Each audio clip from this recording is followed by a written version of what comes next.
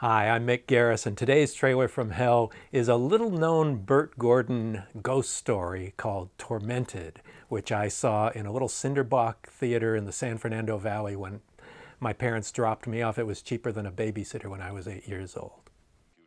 Tormented, which I knew as Tormented by a Ghost Woman, was a real change of pace for Bert Gordon, who usually made movies about giant people and big bugs and monsters and sci-fi stories. This is a very small-scale, more adult-oriented ghost story about a cheating husband and the girlfriend who he allows to die from a fall from his strange lighthouse that he lives in. Anyway, Richard Carlson was one of the great B-movie stars from the 50s and 60s, but this is a far cry from Creature from the Black Lagoon, things like that. He did a lot of my favorite B-movies of the era.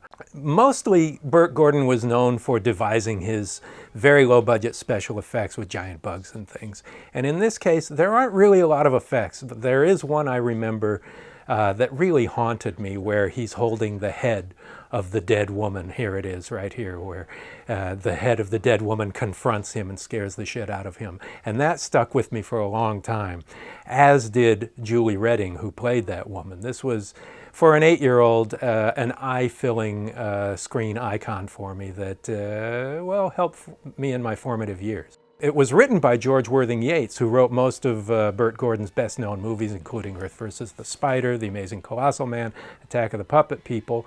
But he also wrote Them, Earth vs. the Flying Saucers, and even the story for King Kong vs. Godzilla, which he called King Kong vs. Prometheus.